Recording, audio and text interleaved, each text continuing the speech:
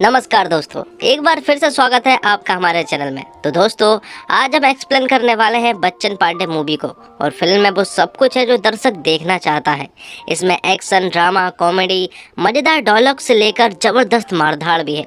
Overall कहा जा सकता है कि ये एक अच्छी फिल्म है। तो चलिए शुरू करते हैं आज का वीडियो। लेकिन उससे पहले अगर आप इस चैनल पर पहली बार विजिट कर रहे हैं तो चैनल को सब्सक्राइब जरूर कीजिएगा, ताकि आपको इसी तरह के लेटेस्ट और फ्रेश कंटेंट मिलते रहे। मूवी स्टार्ट होती है और हम देखते हैं हथियारों के स्मगलिंग वाले अड्डे को, जहाँ पर कई सारे लोग मौजूद होते हैं।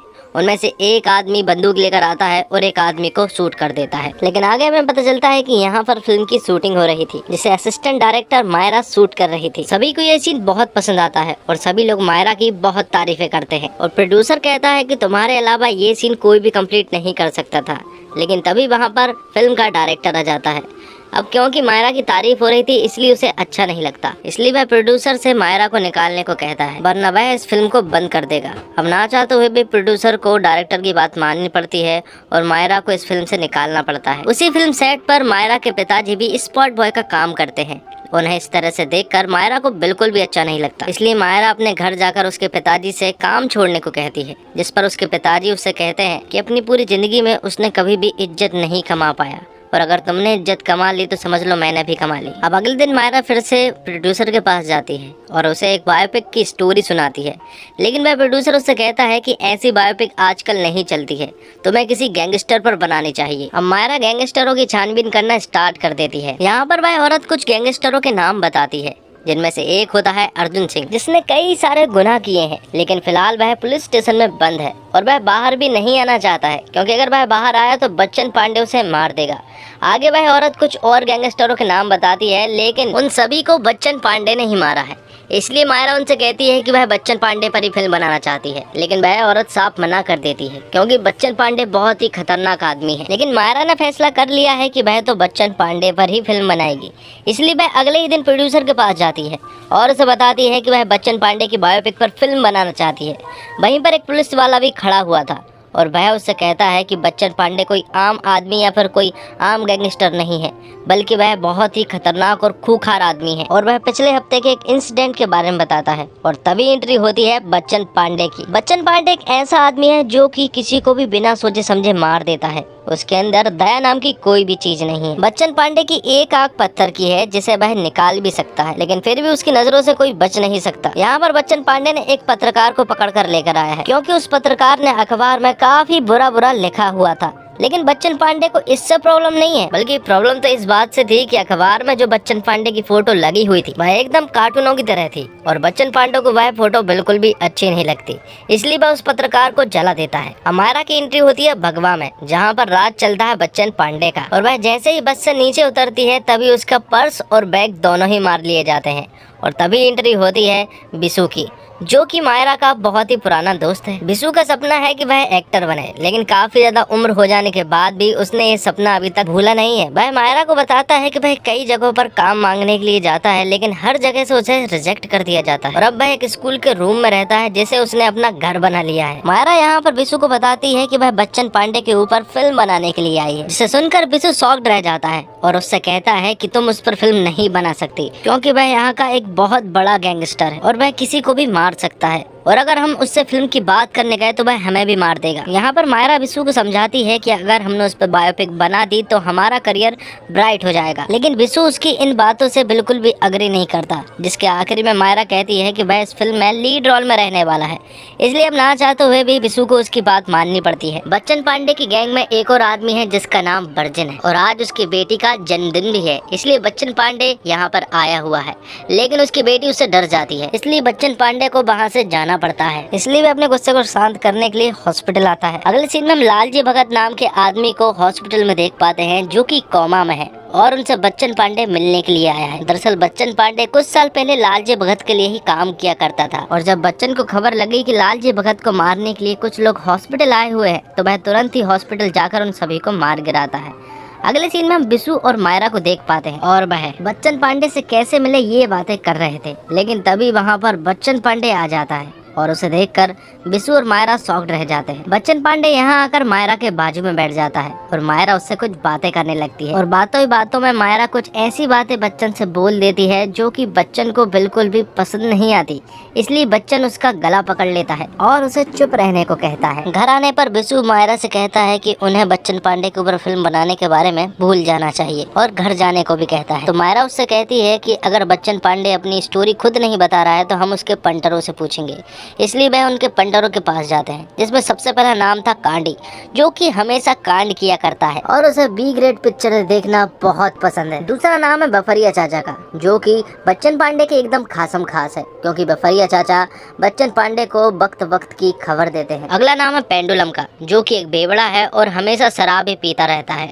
उसकी एक गर्लफ्रेंड भी है जिसका नाम पिंकी है, और पिंकी कोई आम लड़की नहीं है बल्कि उसके 7 भाई है और सातों के सातों भाई पुलिस में है। और जब उन्हें पेंडुलम और पिंकी के अफेयर के बारे में पता चल जाता है तो उसके भाई उसकी शादी एक इंस्पेक्टर से करवाने लगते हैं। और जब उनकी शादी हो ही रही थी कि तभी वहाँ पर बच्चन पांडे आ जाता है और वह यहाँ पर पेंडुलम और पिंकी को मिलवा देता है। अब एक दिन बच्चन पांडे की पूरी गैंग एक जगह पर बैठकर शराब पी रही होती है। तभी बच्चन पांडे पेशाब करने के लिए बाथरूम में जाता है और वह जैसे ही बाथरूम में जाता है तो वहाँ पर एक आदमी को गोलियों से भूंज दिया जाता है, क्योंकि जिस टॉयलेट में वह आदमी जा रहा था उस टॉयलेट में पहले बच्चन पांडे जाने वाला था और उसने बच्चन पांडे को समझ के ही उसे गोली मार दी। वो लोग उसे पकड़ लेते हैं और पता करते हैं कि आखिर इसे भेजा किसने है। तभी बफरिया चाचा का कॉल आता है बच्चन पांडे के पास और वह उन्हें बताते हैं कि कोई हमारी गैंग में ही है जो कि खबर लीक कर रहा है। तो वहीं दूसरी तरफ बिशु और मायरा अनजाना बनकर बच्चन पांडे के अड्डे में घुस जाते हैं, लेकिन वहां पर बच्चन पांडे के आदमी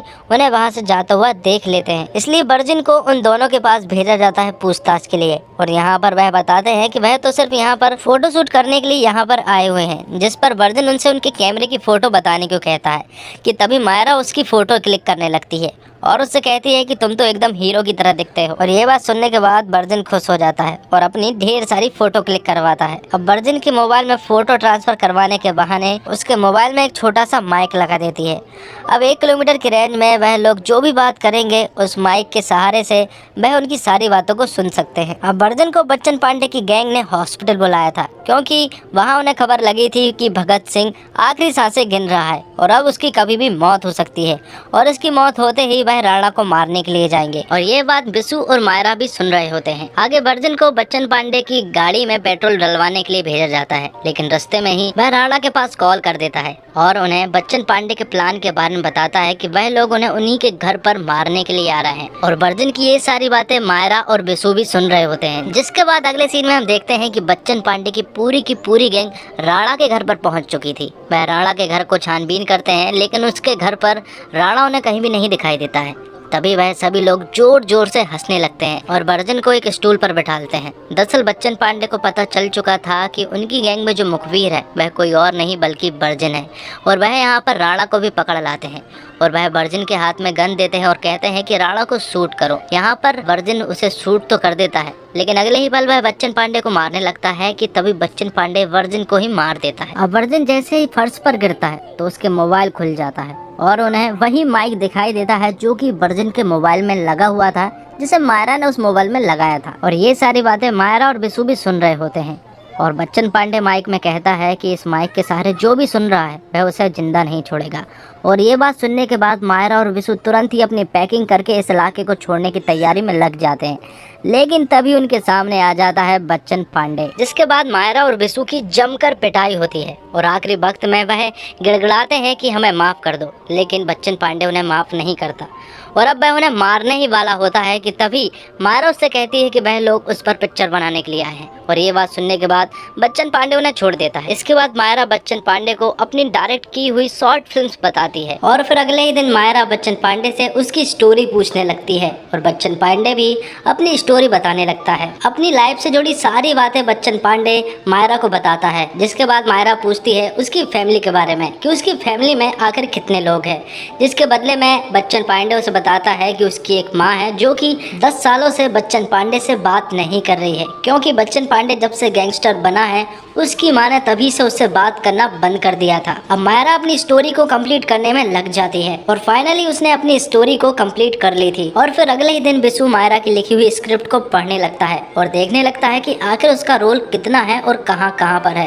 क्योंकि उसे लग रहा था कि वह इस फिल्म का हीरो है। लेकिन जब वह स्क्रिप्ट पढ़ना स्टार्ट करता है तो उसे पता चलता है कि उसका रोल तो कहीं पर भी नहीं है, मतलब कि मायरा ने उससे झूठ कहा था। अब बच्चन पांडे की बायोग्राफी पर विलन तो मिल चुका था, लेकिन अब बात हो रही थी हीरो की कि आखिर उस फिल्म का हीरो कौन रहेगा। तो बिशु कहता है कि बच्चन पांडे पर बन रही फिल्म का हीरो भी बच्चन पांडे को ही होना चाहिए और उन्हीं को इस रोल को प्ले करना चाहिए। और बच्चन पांडे भी इससे अग्री हो जाता है। अब क्योंकि बिशु फिल्म में हीरो नहीं था, इसलिए उसने ये बात कही ताकि ये फिल्म बन ही ना पाए। जिसके बाद अगले सीन में हम देखते हैं मायरा और बिशु को, जो कि बस स्टैंड पर बैठे हुए थे और वह दोनों ही एक दूसरे से सॉरी बोलते हैं। जिसके थोड़ी देर के बाद वहां पर पेंडुलम और कांडी आते हैं और वह इन दोनों से कहते हैं कि हमें पता है कि बच्चन पांडे एक्टिंग नहीं कर सकता, लेकिन तुम्हें तो उनकी असली स्टोरी के बारे में भी मालूम नहीं है। जिसके बाद पेंडुलम उन्हें उनकी रियल स्टोरी सुनाता है। पेंडुलम बताता है कि सालों पहले बच्चन पांडे लालजी भगत नाम के एक आदमी के लिए काम किया करता था। वह उनका एकदम खास था और वह जो बोलते थे बच्चन पांडे वो कर दिया करता था। लेकिन एक दिन पुष्कर के मेले में उन्हें सूफी मिलती है और उसे देखते ही बच्चन पांडे को उससे प्यार हो जाता है। यहाँ पर बच्चन पांडे उससे कुछ बात कर रहा होता है, लेकिन तभी वहाँ पर एक आदमी आता है और वह सूफी को छेड़ने लगता है। जिसके बदले में बच्चन पांडे उसके पास जाता है और उसे गन दिखा देता है, जिससे वह डर जाता है।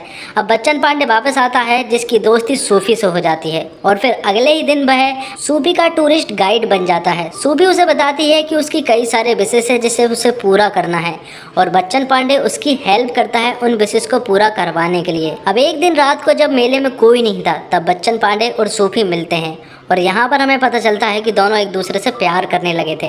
लेकिन तभी पीछे से कोई आदमी आता है और वह बच्चन पांडे की आंखों में एक चाकू घोंप देता है और सूफी को भी बहुत ही बुरी तरह से मारने लगता है। जिसके बाद वह सूफी को झूले के ऊपर ले जाते हैं और वहाँ से फेंक देते हैं और एक चाकू को भी उसके पेट में घोंप देते हैं। और जब चाकू बच्चन पांडे निकाल रहा होता है तो सभी को यही लगता है कि उसने सूफी का कत्ल किया है। अब सीन प्रेजेंट में आता है, जहाँ पर बच्चन पांडे की एक्टिंग चालू हो जाती है, लेकिन वह एक्टिंग ठीक ढंग से नहीं कर पा रहा था, इसलिए मायरा पूरी तरह से डिप्रेस्ड हो चुकी थी। अब इस फिल्म के लिए उन्हें प्रोड्यूसर की भी जरूरत थी, इसलिए वह मुंबई से प्रोड्यूसर को भी उठवा लाते हैं और ये वही प्रोड्यूसर है जिसके साथ मायरा काम किया करती थी। दोस्तों एक बात और बता देता हूँ, ये जो सामने आपको प्रोड्यूसर जी दिख रहे हैं, ये एक बहुत ही बड़े वॉइस डबिंग आर्टिस्ट है जिन्होंने मनी हाइस्ट में प्रोफेसर को आवाज दी थी और इसे बहुत ही कम लोग जानते थे। तो अब आते हैं फिल्म पर। बच्चन पांडे की गैंग के सभी लोग मायरा से कहने लगते हैं कि उन्हें भी इस फिल्म के लिए रोल चाहिए। तो मायरा शहर से भावेश सर को बुलाती है, जो कि एक्टिंग सिखाने में उस्ताद है, लेकिन उन्हें वॉयलेंस से नफरत है, इसलिए उन्हें नहीं बताया गया कि वो लोग गैंगस्टर को कोचिंग देने वाले हैं। तो भावेश सर आते हैं और उन सभी को एक्टिंग सिखाने में लग जाते हैं, लेकिन सिखाते सिखाते बच्चन पांडे से कुछ गलती हो जाती है तो भावेश सर बच्चन पांडे को थप्पड़ मार देते हैं और वहां से तुरंत चले जाते हैं। जिसके बदले में गैंग के सभी लोग गुस्सा हो जाते हैं और वह सर को मारने के लिए जाने लगते हैं, लेकिन मायरा उन्हें समझाती है और कहती है कि एक बार एक्टिंग सीख लो, उसके बाद तुम उनका जो भी करना चाहो कर सकते हो। तो आगे हम देखते हैं कि फिल्म की शूटिंग अब पूरी तरह से खत्म हो चुकी थी और आगे हम देखते हैं कि भावेश सर का उन लोगों ने बहुत ही बुरा हाल कर दिया था। अब बच्चन पांडे को खबर लगती है कि लालजी भगत को होश आ गया है और वह कोमा से बाहर आ चुके हैं, इसलिए बच्चन पांडे तुरंत ही हॉस्पिटल जाता है और लालजी भगत को मिलता है और उससे पूछता है कि उसने सूफी को क्यों मरवाया है। लालजी भगत को ऐसा लग रहा था कि कोमा से बाहर आने में बच्चन पांडे ने उसकी बहुत हेल्प की, जबकि वह ये नहीं जानते हैं कि बच्चन पांडे उनका इंतजार कर रहा था कि कब वह होश में आए और बच्चन पांडे उन्हें मार दे। तो बच्चन पांडे यहाँ पर उन्हें मार देता है। दूसरी तरफ मायरा अपनी फिल्म की एडिटिंग करवाने में लग जाती है, तो वहीं दूसरी तरफ बच्चन पांडे की गैंग के सभी लोग प्रचार करने में लग जाते हैं। अब वो दिन भी आ ही जाता है जब बच्चन पांडे की फिल्म अब थिएटर में रिलीज हो रही थी। बच्चन पांडे अपने सभी दोस्तों के साथ फिल्म देखने के लिए जाता है, जहाँ पर वह देखता है कि फिल्म जो उसने शूट की थी वह फिल्म बिल्कुल अलग है और फिल्म का नाम भी बीबी था और उन्हें ऐसा लग रहा था कि इस फिल्म का नाम बच्चन पांडे है, जबकि इस फिल्म का नाम तो भोला पांडे था। इस फिल्म में जो भी दिखाया गया है वह बच्चन पांडे के एक दूसरे कैरेक्टर को दिखाया गया है, जिसमें वह एक अच्छा इंसान है, लेकिन ये इंसान बच्चन पांडे को बिल्कुल भी अच्छा नहीं लगता, इसलिए वह अगले ही दिन से मायरा और बिशु को ढूंढने में लग जाता है। और बिशु और मायरा को भी इस बात का एहसास हो चुका था कि कहीं ना कहीं उनकी जान को भी खतरा है, इसलिए वह भी शहर छोड़कर जाने लगते हैं, लेकिन वह उन्हें पकड़ लेते हैं और मायरा के ऊपर पेट्रोल डाल देते हैं। जिसके बाद वह उसके ऊपर आग लगाने ही वाला था कि तभी उसने कुछ ऐसा देखा है जो कि मायरा को बताना चाहता है। वह बताता है कि वह एक गैंगस्टर के मातम पर गया था और वहाँ पर कोई भी लोग नहीं थे और वो इसलिए क्योंकि वह सभी लोग उस गैंगस्टर से डरा करते थे। अगर इज्जत करते तो उसके इलाके के सभी लोग यहाँ पर मौजूद होते। अब बच्चन पांडे वहाँ से निकलकर जब अपनी घर की तरफ आ रहा था तब वहाँ पर उसे बर्जन की वाइफ और उसकी बेटी मिलती है और उसकी बेटी उससे कहती है कि उसे उनकी पिक्चर बहुत अच्छी लगी। वह पूरे टाइम हंसती ही रही और कहती है कि वह अब उसकी बहुत बड़ी फैन हो चुकी है। ये लड़की वही लड़की है जिसके बर्थडे पर जब बच्चन पांडे से मिलने के लिए आया था तो वह उससे डर गई थी। आगे जाकर उसे एक थिएटर मिलती है जहाँ पर हाउसफुल का बोर्ड लगा हुआ था और जैसे ही वह टॉकीज के अंदर घुसता है तो उसे देखते हैं कई सारे लोग जो कि हंस रहे थे और इस फिल्म को एंजॉय कर रहे थे। जिसके बाद वहाँ से निकलकर जैसे ही वह अपने घर आता है तो वो होता है जो पिछले 10 सालों से नहीं हुआ।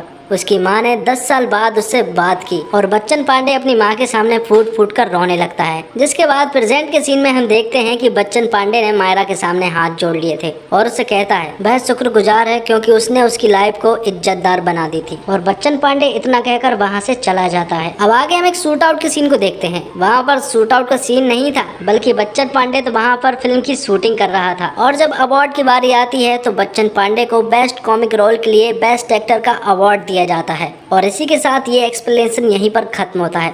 तो दोस्तों उम्मीद करता हूँ आपको वीडियो पसंद आई होगी। वीडियो पसंद आई हो तो वीडियो को लाइक जरूर कीजिएगा और चैनल को भी जरूर से जरूर सब्सक्राइब कीजिएगा ताकि आपको इसी तरह के लेटेस्ट और फ्रेश कंटेंट मिलते रहे। धन्यवाद। Thanks for watching.